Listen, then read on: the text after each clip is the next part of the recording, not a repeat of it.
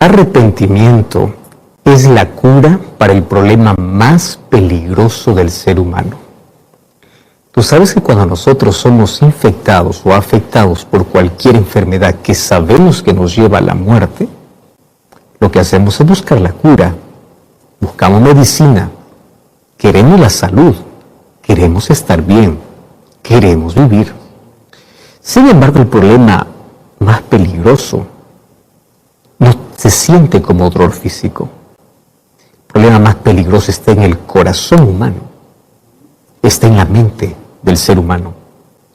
¿Y cuál es la cura para ese problema que nosotros ya traemos desde el momento que nacimos? Pues el arrepentimiento. Solo que el arrepentimiento no es producido naturalmente por el ser humano, es la acción de Dios en el ser humano cuando éste le permite que Dios pueda actuar. Solo que la palabra arrepentimiento para muchos es un término solamente religioso, como la palabra pecado. Vivimos en un momento de la historia en que muchos creen que la palabra pecado es un término que solamente al religioso le debe interesar. Cada uno tiene su propia verdad. El relativismo ha llevado a pensar de que cada uno puede definir qué cosa es bueno y qué cosa es malo en la vida. Gracias a Dios, que ¿quién define qué cosa es bueno y qué es malo? No es una autoridad política, no es una persona famosa, no es un influencer y no eres tú. Quien define es Dios. Y aquello que tú haces es pecado si es que Dios dice que lo es, aun cuando tú digas que no lo es. ¿Y sabes qué cosa es pecado? Aquello que te mata lentamente porque te separa de Dios. Y hoy queremos hablar cuál es la solución para ese problema. Y aunque tú digas que eso no tiene nada que ver contigo, tiene mucho que ver. No nos vamos a enfocar en el problema, vamos a la solución. Y la solución siempre será Cristo. Mas ¿de qué manera Dios trabaja en nuestro corazón para poder llevarnos del abismo a la gloria, del pecado al arrepentimiento? ¿De qué manera Dios realiza ese trabajo? Eso hablaremos ahora. Lápiz y papel, pero sobre todo Biblia en mano, porque estás en libertad sin límites y ese será nuestro tema de hoy. Vamos a una brevísima pausa, ya regresamos.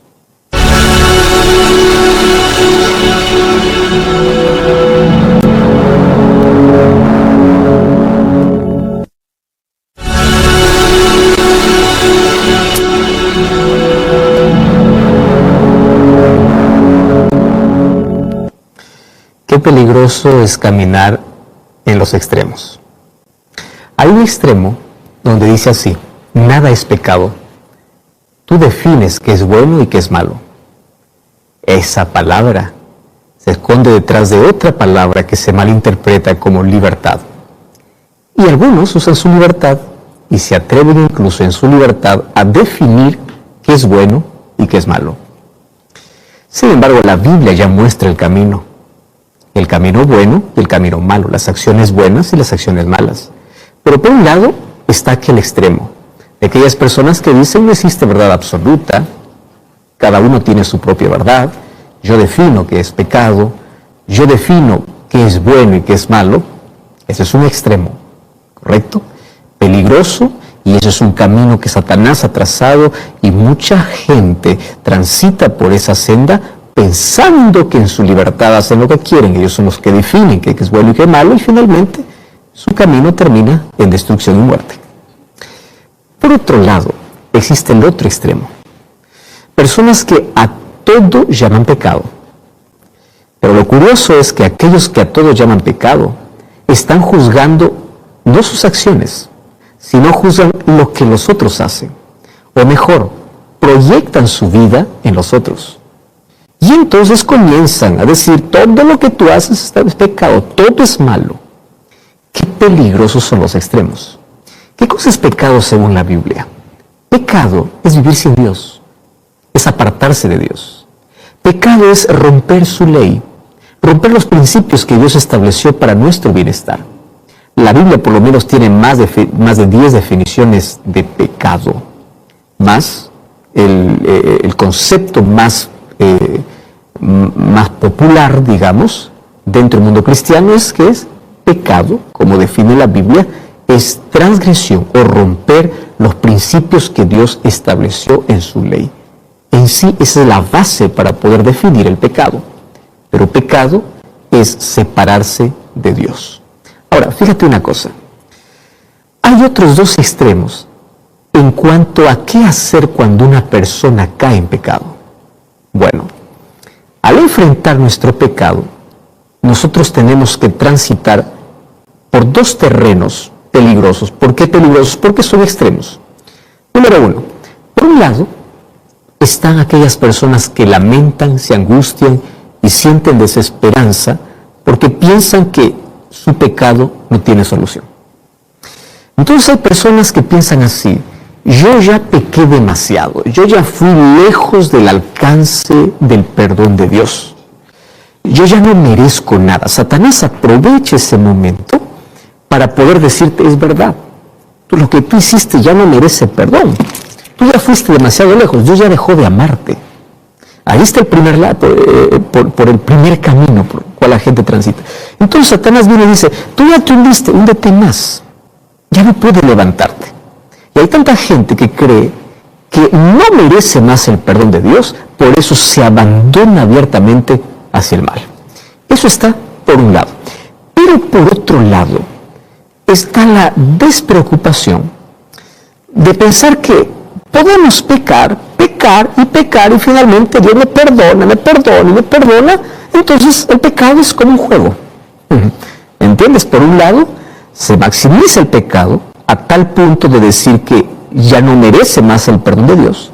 Por otro lado, se minimiza, diciendo: es un pecado chiquito. Y hemos aprendido incluso a colocar tamaño al pecado. Ese es un pecado grande. Este es un pecado pequeño. Mi pecado es chiquito, el tuyo es grande. Entonces, mientras unos maximizan, otros minimizan. Y piensan que pecado es un asunto con el cual yo puedo jugar. Finalmente yo voy, pido perdón a Dios, continúo mi vida, yo no cambio, yo continúo haciendo lo que quiero, porque finalmente Dios me perdona. Y comienzan allí a jugar con la gracia, la misericordia y el perdón de Dios, a tal punto que el corazón humano, cuando el corazón, estoy hablando de la mente, comienza a cerrarse ante la influencia del Espíritu, y llega un momento en que pierde la sensibilidad. Por tanto, minimizar al pecado, o llamarlo pequeño, finalmente ya no siente más dolor por ese pecado, porque se acostumbra. El pecado, una de las cosas que hace es endurecer el corazón, hacer perder la sensibilidad, a tal punto que digas: lo mío es pequeño, esto ya no ofende. Y hay un momento en que ya no sientes más necesidad de arrepentimiento. Y déjame decirte una cosa: el momento que tú pierdas la necesidad de arrepentimiento por aquel pecado al cual llamas pequeño, ese es un momento preocupante, porque significa que el corazón humano aprendió a convivir tanto con el mal que ya no siente necesidad de Dios. Te acostumbraste a la herida que ya no quieres medicina. Y tú sabes que esa herida va a infectar y te va a llevar a la muerte. Hoy quiero que juntos podamos analizar este asunto a la luz de la Biblia. Entonces, yo te voy a pedir que tengas tu Biblia y tengas un cuaderno o un lápiz o un lapicero o no sé cómo se llame, biromi en tu país. Bueno, cada país tiene un nombre distinto para eso. Toma entonces un lápiz, vamos a escribir aquí 4 cosas que podemos aprender de una de las experiencias más dolorosas de un siervo de Dios. Probablemente tú estés muy familiarizado con el pecado de David. David un día se involucró con Betsabé, aún ella siendo esposa de otro hombre, Urías el Eteo, y finalmente sabemos que cayó en adulterio. Pero David no solamente adulteró, David se hundió tanto que él incluso cometió un asesinato para querer tapar su culpa, porque esa es la primera reacción humana.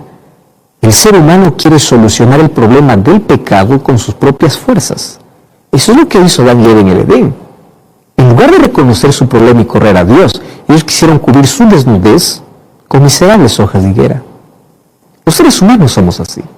Y cuando vemos el libro de Segunda de Samuel, allí en el capítulo 11 vamos a encontrar el pecado. Pero si avanzamos un poco más, vamos a encontrar en qué momento hay un arrepentimiento. Solo que hay un proceso y lecciones importantísimas que nosotros vamos a aprender hoy. ¿Correcto? Entonces, abre tu Biblia, 2 Samuel capítulo 11 está la historia, pero hoy nos vamos a detener un poquito en el capítulo 12. Y desde el versículo 1 al 15 vamos a extraer 4 lecciones que necesitamos aprender sobre este asunto. Número 1, mira, el pecado de David me enseña que todo ser humano puede ser ciego ante su propia falta.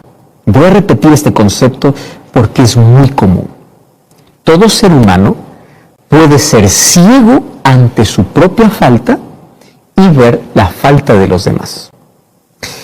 David podía ver su pecado, no podía ver su pecado. ¿Por qué razón? Te voy a contar. A partir del versículo 5, o desde el versículo 2 en adelante, dice que el profeta Natán va para tener una conversa con David. Claro, el profeta es enviado por Dios. Dios quiere restaurar a David y envía al profeta.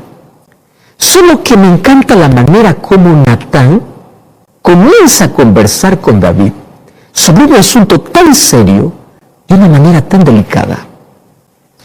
Y él comienza contando una historia. Entonces le dice, habían 2 hombres en una ciudad, uno era rico, el otro era pobre. El rico tenía muchas ovejas y vacas. El pobre apenas tenía una sola corderita que había comprado y criado. Había crecido con él y con sus hijos juntamente, comiendo de su bocado, bebiendo de su vaso, bebiendo de su seno. La tenía como una hija. Vino uno de camino al hombre rico y este no quiso tomar de sus ovejas y de vacas para guisar para el caminante que había venido a él, sino que tomó la oveja de aquel pobre y la preparó para aquel que había venido a él. Entonces, fíjate lo que dice el versículo 5. Se encendió el furor de David en gran manera contra ese hombre. ¿Contra quién? Contra el hombre de la historia que estaba contando Natán. Fíjate, otra vez voy a repetir esta expresión. Dice que se encendió en ira, se molestó tanto, en gran manera, y dijo así: vive Jehová, que quien hizo tal cosa es digno de muerte. ¿Estás entendiendo esto? Ahora, él no podía tolerar que alguien haya hecho semejante cosa.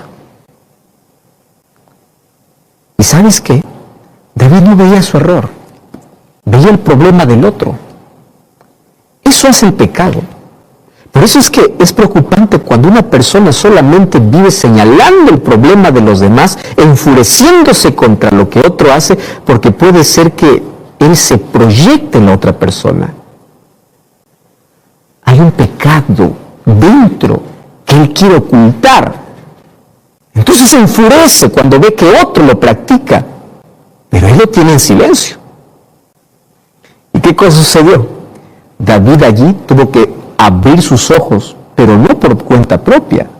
El mismo profeta Natán, ¿qué cosa le dice? Versículo 7. Entonces dijo Natán a David: tú eres aquel hombre. ¿Estás entendiendo? David necesitó una acusación directa por su pecado, porque él era ciego para ver el suyo. Tú eres aquel hombre. Muchas veces nos pasa igual. Cuando nosotros cometemos alguna falta, podemos ver fácilmente nuestro problema en el otro. Eso es lo que Jesús dice. Miras la paja en el ojo ajeno y te olvidas de la viga que está en tu propio ojo. Interesante, ¿no? Entonces, la primera lección: Cuando una persona siempre está acusando, está enfureciéndose con lo que el otro hace, está detrás, allí, puede ser que no soporte más la culpa que lleva. Y él quiere que el otro también pueda experimentar un poco del dolor interno que él tiene. Eso es lo que hizo David. Porque lo que hace el pecado, en primer lugar, es enceguecernos para ver nuestras faltas o para minimizar las nuestras y maximizar las de los otros. Ese hombre merece morir, dijo David. Ahora imagínate la reacción de David cuando Natán le dice, tú eres aquel hombre. Sus ojos se abrieron, las escamas cayeron, vio su realidad y él mismo se había dado sentencia de muerte. ¿Sabes que hay varias razones por las que puede suceder esto? Podemos dejar que a veces podamos ser confundidos entre la línea del bien y del mal. En nuestra mente existe una confusión tremenda cuando comienza la culpa a dominarnos después de haber pecado. Mira, muchas personas suavizan su punto de vista sobre el pecado cuando han caído en él. Minimizan el suyo, pero maximizan el otro. Entonces eso tiene que ver con una confusión mental o con lo que el pecado hace para poder enceguecer al ser humano. Ahora, también podemos coquetear habitualmente con el mal. Así nosotros disminuimos obviamente nuestro sentido de reconocer lo que realmente está mal. ¿Por qué? Porque puede ser que tú estás jugando con el mal y cuando el otro practica el mal dices, es algo pequeño porque tú también lo estás practicando. Entonces aquí hay dos extremos. O te enfureces porque el otro practica el mal, porque es tu propio pecado, o minimizas el mal del otro porque es un mal que tú también estás practicando. ¿Cuántas veces, por ejemplo, se aceptan las prácticas de inmodestia en cuanto a forma de actuar, de vestir, de hacer? Lo minimizas porque ese es también tu problema. Mira hasta dónde nos puede llevar el pecado, o a maximizarlo en el otro o a minimizarlo. Entonces, a veces nosotros queremos acomodarnos a los estándares de este mundo, a lo que los otros piensan, a lo que la tendencia va. ¿Tú no te diste cuenta cómo los conceptos van cambiando a través del tiempo? Y esas tendencias cómo afectan, ¿verdad? Porque aquel que no se acomoda mentalmente a esas tendencias es visto como uno del pasado, como uno que no forma parte de la cultura, del círculo. Qué peligroso es acostumbrar nuestra mente a la influencia o los estándares de este mundo que finalmente se convierten en normas, anulando ¿qué cosa? Principios establecidos por la palabra de Dios. Ahora, o podemos negarnos a aplicar también los principios de las Escrituras a la moral de nuestra conducta personal. Hay ciertos hábitos, obviamente, que no son compatibles con la vida cristiana. Pero el ser humano lo minimiza tanto. ¿Te das cuenta? Entonces vamos a resumir esta primera parte. El pecado nos enceguece, ya sea para enfurecernos cuando otro practique el mal y nosotros escondemos el nuestro, o ya sea para minimizar el mal en el otro porque nosotros también lo practicamos. Entonces el pecado enceguece. Nosotros podemos enceguecernos en el pecado o con el pecado tal como lo hizo David.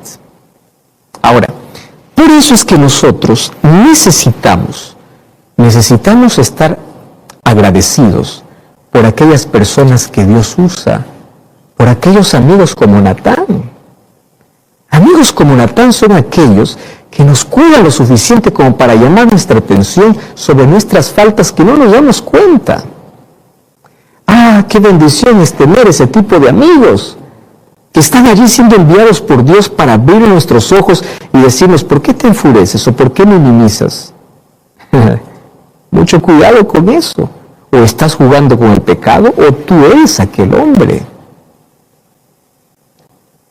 Y a mí me encanta porque Natán tenía un tacto tan especial para poder llegar siendo enviado por Dios, siendo el mensajero de Dios. Él pudo haber llegado de una manera arrogante, como alguien superior, como alguien santo delante de un pecador a decir, ¡hey, miserable, tú has pecado y esto! Y criticarlo, no. Llegó de una manera tan especial. No solamente es ayudar a alguien que cayó en pecado, es la forma como tú lo haces. Pero también necesitamos ser como David. ¿Abierto a qué? Ante cualquier cosa que alguien te diga, tú hiciste eso, tú te equivocaste, tú pecaste, David no negó. No lo negó. Cuando sus ojos se abrieron, él no fue tan ciego como para no poder ver todas sus fallas que había cometido. ¿Tú recuerdas cuando Saúl fue señalado por Samuel? Saúl no reconoció su pecado. Él justificó su pecado. En cambio, David sí reconoció su pecado. Y cuando hay reconocimiento de pecado, está la segunda lección. Fíjate, el arrepentimiento de David viene porque Dios envía a Natán para poder abrir los ojos, para poder reprenderlo de alguna manera. Sin embargo, lo que tenemos que aprender, y esta es la segunda lección, es cómo nosotros tenemos que ayudar a alguien que cae en pecado. ¿Correcto? Muy bien. Hay muchas personas que se creen que Dios los envía a denunciar el pecado de los demás y lo hacen de la peor manera, como Satanás lo hace. ¿Cómo Satanás actúa?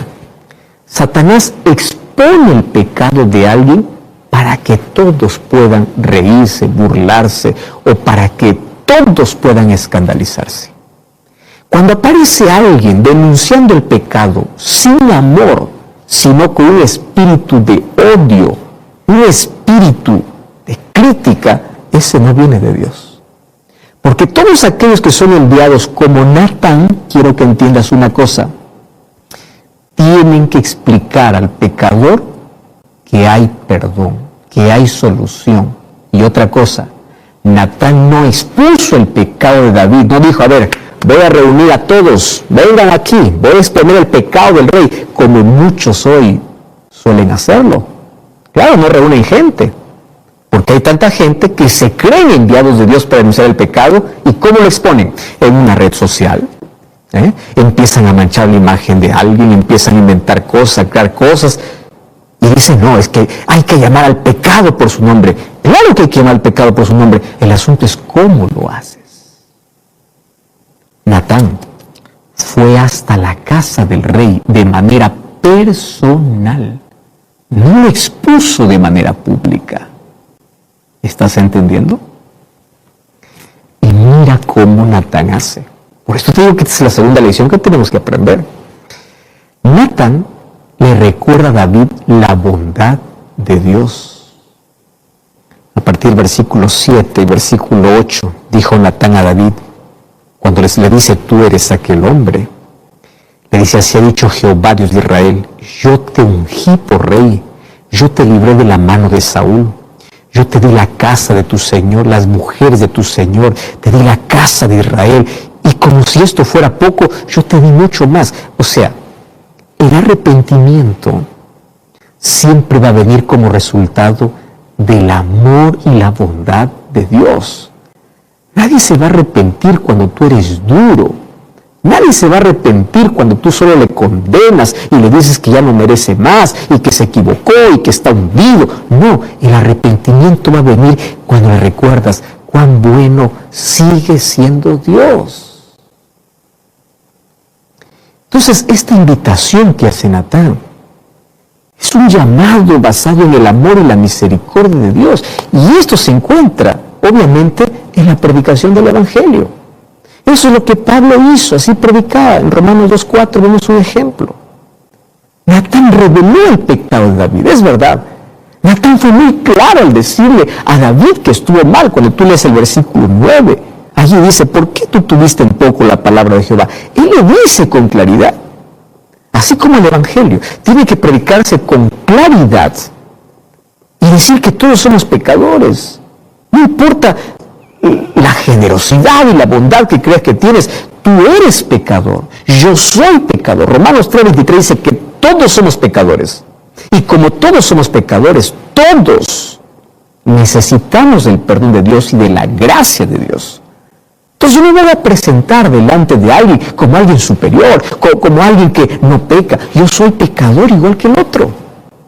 Yo necesito de la gracia, del perdón de Dios igual que el otro. Necesito del arrepentimiento igual que el otro.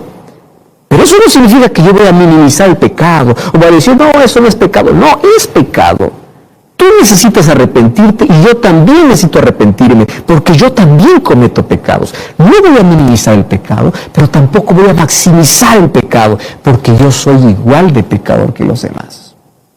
¿Entiendes? Ahora, las personas no se arrepentirán a menos que se den cuenta que están en pecado. Para eso es necesario que nosotros podamos ayudarlos de manera correcta. Con la manera correcta de ayudar al pecado, con una actitud correcta, mostrando el amor y la bondad de Dios para aquel que cayó. Entonces, aquí nosotros encontramos las advertencias incluso de las consecuencias del pecado de David. Entonces, ¿qué cosa es lo que hizo Natán? Natán explicó lo que sucedería con él por causa del pecado. Tú puedes ver a partir del versículo 10 hasta el versículo 12. Ahora, yo quiero aquí dejarte en claro lo siguiente. El Evangelio, aunque contiene las buenas nuevas, no es diferente. Porque así como mostramos el amor y la bondad de Dios para que el ser humano se arrepienta, también el Evangelio señala que jugar con el pecado o andar en el pecado trae consecuencias terribles. Y aquí viene la tercera lección importante. ¿Cuál debe ser nuestra actitud? Nuestra actitud debe ser como la actitud de David, una actitud de arrepentimiento. Y fíjate, el arrepentimiento de David le proporciona para mí un ejemplo de cómo yo tengo que actuar. Número 1, cuando él escuchó de que ese hombre era él, mira lo que dice el versículo 13. Entonces dijo David a Natán, yo he pecado contra Jehová. ¿Sabe lo que está diciendo David? David no está diciendo, no está justificando, es que fue ella, es que, no sé, fue la situación, fue la circunstancia. Él no trató de culpar a Betsabé por el pecado. Él no culpó las circunstancias. Él no trató de justificar. Él no trató de culpar al otro, porque Joab tuvo también participación en la muerte de Urías. No. Él aceptó la responsabilidad de su pecado y ¿qué cosa dice? Yo pequé. Cuando el ser humano reconoce su condición, es el primer paso para que después del reconocimiento haya confesión y arrepentimiento. O sea, David miró la naturaleza de su culpa y él dijo así, yo he pecado contra Jehová. Ahora fíjate, es verdad que David pecó contra Betsabé, es verdad que David pecó contra Urías, pero sabes que la verdadera comprensión de pecado va más allá de una violación de las relaciones humanas, es una afrenta directa contra Dios, porque él dice, yo pequé contra Jehová. Y cuando tú reconoces y no justificas más el pecado, reconoces que has pecado, viene allí la confesión. David comienza a confesar su pecado. Y sabes que esa confesión está escrita en un capítulo de la Biblia. Salmos capítulo 51. Ese es un capítulo por excelencia para poder hablar de arrepentimiento y purificación o perdón. Y él comienza diciendo así, ten piedad de mí, oh Dios, conforme a tu misericordia y conforme a la multitud de tus piedades, borra mis rebeliones. La palabra lávame, límpiame, purifícame se repite más de 5 veces en el texto. Me llama la atención. Él dice así, yo reconozco mis rebeliones, contra ti he pecado, hice lo malo delante de tus ojos. Wow. Aquí con una hipérbole poética David confiesa su pecado a Dios. Él reconoce su pecado, hay arrepentimiento en su corazón, reconoce su falta. ¿Sabes que a menudo no hacemos que nuestros pecados sean personales. ¿Qué te quiero decir con eso? Los seres humanos hemos aprendido tanto a justificar nuestras faltas. Tanto hemos aprendido a justificar. En lugar de admitir rápidamente y decir, he pecado, comenzamos a culpar a los demás. Y sabes, no pensamos cómo nuestros pecados hieren y ofenden a Jehová, a nuestro Dios. Cuando nosotros no tenemos conciencia que nuestro pecado no solamente nos trae consecuencias terribles, sino que herimos el corazón de Dios, el pecado lo tomaremos como algo simple. Nuestro arrepentimiento será superficial. Y aquí viene la cuarta lección. El perdón de Dios es dado para David. Dios le perdona por su pecado. Aquí está el ejemplo de perdón. El perdón fue inmediato. Cuando vamos a 2 Samuel capítulo 12, versículo 13, inmediatamente allí le dice, Dios ha remitido tu pecado. En versículo 13, entonces dijo David a Natán, yo pequé contra Jehová. Pero Natán dijo a David, también Dios ha remitido tu pecado, por eso no morirás. Fíjate una cosa. Cuando se cumplieron las condiciones adecuadas, o sea, David reconoció su pecado, confesó su pecado, él fue perdonado por su pecado. ¿Por qué? Porque la confesión o el reconocimiento y la confesión es parte de la condición para recibir el perdón. Porque junto a ello viene el verdadero arrepentimiento. Y el perdón de Dios fue completo. Natán le dijo, el Señor te ha perdonado, el Señor ha remitido, o sea, ha quitado tu pecado. Esa frase, ha remitido tu pecado, es similar a otros términos que sugieren un perdón completo. El Señor ha borrado, no más recuerda tu pecado, porque el perdón de Dios es así. El perdón de Dios es inmediato y completo, pero hay condiciones. ¿Cuál es? Reconocimiento, confesión. Cuando tú vas al libro de Hechos, capítulo 2, versículo 38, encontramos de qué manera podemos encontrar el perdón de Dios de manera completa. Hechos 2:38 dice, Pedro les dice, arrepentíos y bautícese cada uno de vosotros en el nombre de Jesucristo para perdón de sus pecados. Entonces, si tú estás viviendo lejos de Dios, ¿cuál es la muestra de tu arrepentimiento? Tu entrega a Dios. Señor, perdóname, bautízate, acepta su sangre. Dios te da una página nueva. Pastor, yo fui bautizado y nuevamente estoy fallando a Dios. 1 Juan 1:9. Allí dice, hijitos míos, las cosas escribo para que no pequéis. 1 Juan 2:9. Si alguno hubiese pecado, abogado tenemos para con el Padre. Tienes un intercesor, y es Jesucristo. Pero algo más, necesitamos aprender de la lección de esta historia, de la derrota y de la caída de David. Es que las consecuencias del pecado aún pueden alcanzar nuestra vida a pesar del perdón de Dios. Lo que aprendió David de Natán es que a pesar de su arrepentimiento y del perdón de Dios, aunque David fue perdonado por su pecado, habían consecuencias de su pecado. Y Natán lo enumeró, 2 Samuel capítulo 12, versículo 10 al 12, versículo 14. Enumera consecuencias. ¿Cuáles fueron las consecuencias que tuvo el pecado? Por ejemplo, el bebé, ese bebé que tuvo con Betsabé murió. Otra consecuencia, la hija de David, Tamar, fue violada por su medio hermano. Un hijo, Amón, fue asesinado por su otro, llamado Absalón, por su otro hijo.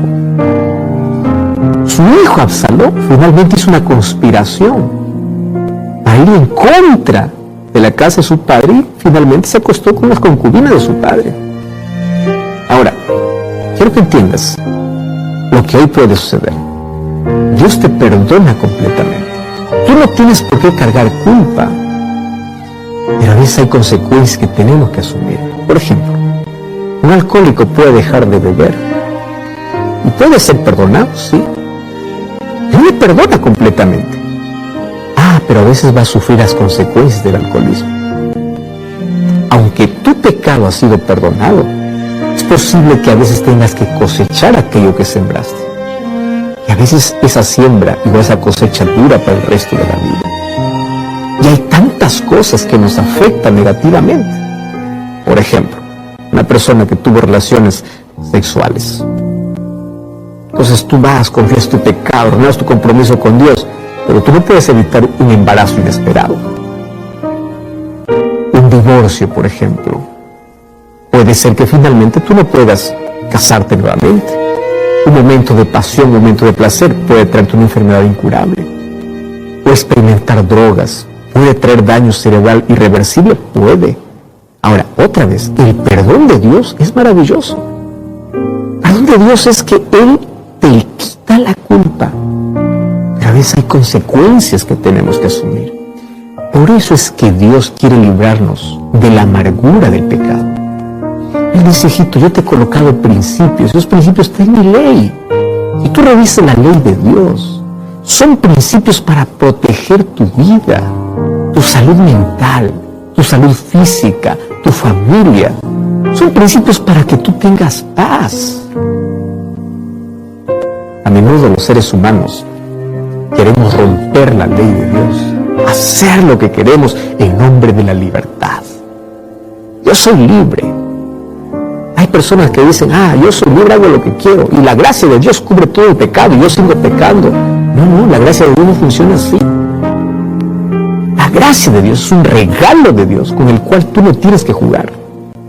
La gracia que salva a la iglesia es la gracia que transforma, es la gracia que te coloca en armonía con la voluntad de Dios y con la ley de Dios. Ahora, si tú quieres jugar con el perdón y la gracia de Dios, hay consecuencias que vas a asumir. Por eso no hay nada mejor que poder aferrarse a Cristo. Pero también aquí va la esperanza para aquellos que cayeron en pecado. El hecho de que tú hayas caído no significa que estás perdido.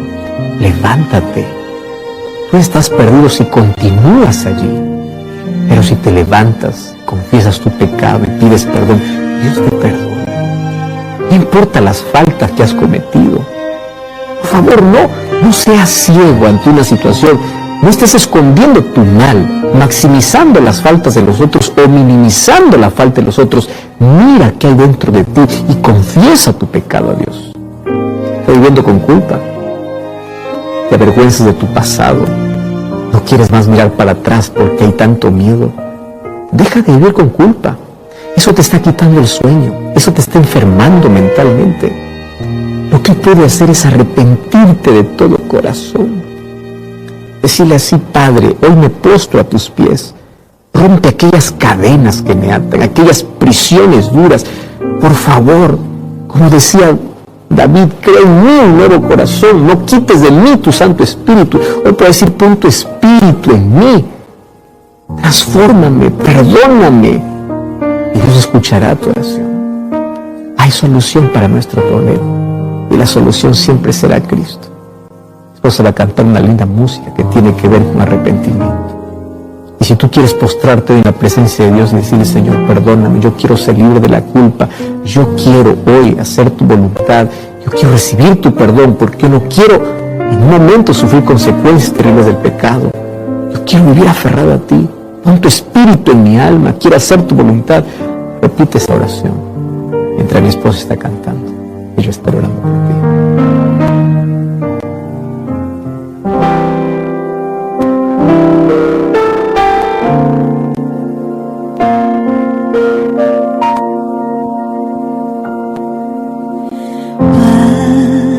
A tus pies me postro, rompe mis prisiones duras.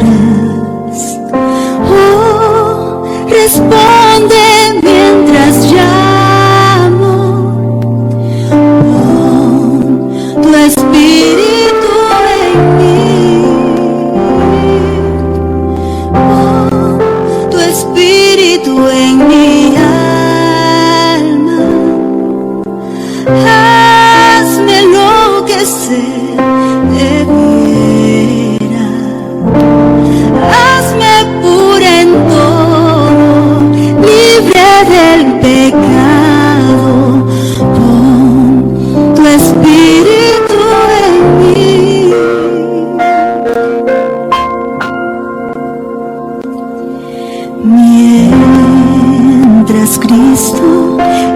intercede mientras oro yo humilde. Lo que necesito dame, tu espíritu en mí. Tu espíritu en mi alma, hazme lo que se debiera, hazme pura en todo, libre del pecado, pon tu espíritu en mí.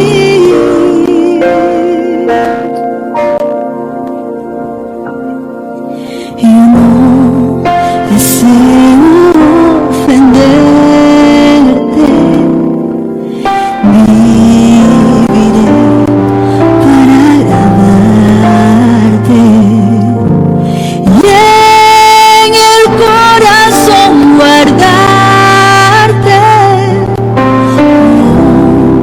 tu espíritu en mí. Tu espíritu en mi alma, hazme lo que se debiera, hazme pura en todo, libre del pecado, pon tu espíritu en mí.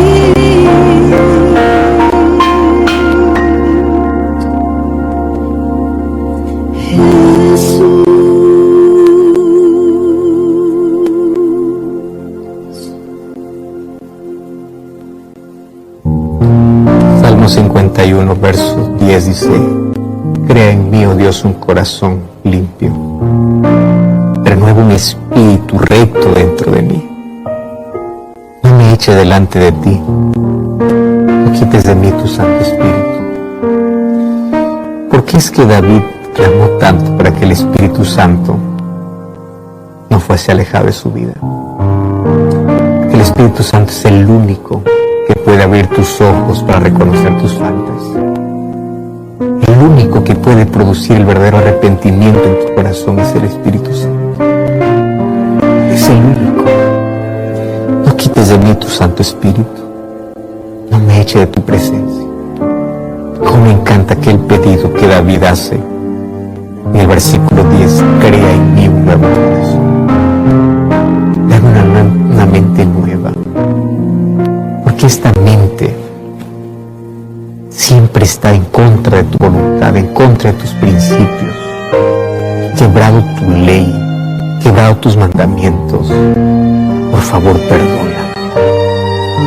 Dame un corazón nuevo.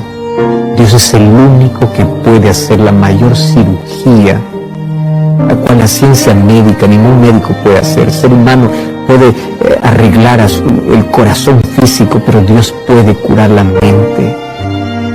Dios puede cerrar aquellas heridas que el pecado abrió. Dios puede darte fortaleza en aquellas consecuencias terribles que trae el pecado. Pero Dios quiere quitar tu culpa para que no vivas más siendo aplastado por aquel pasado que te atormenta. Hoy tú puedes comenzar una nueva historia. Nadie se perderá por haber caído. La gente se perderá por no levantarse de donde cayó. Nadie se perderá por la grande falta, el grande pecado que cometió. Las personas se perderán por rechazar el perdón de Dios, por no arrepentirse, por no ir a la presencia de Dios para poder recibir ese perdón maravilloso que Dios tiene. Mas el Espíritu Santo es el único que puede producir en tu corazón esa necesidad y el verdadero arrepentimiento. El arrepentimiento es levantarse para decir: Señor, yo quiero hacer tu voluntad. Yo quiero caminar bajo los principios que tú has establecido en tu ley para mi vida. Yo quiero ser diferente. Ya lo intenté y me cansé porque hasta desistí. Las veces que intenté siempre fracasé.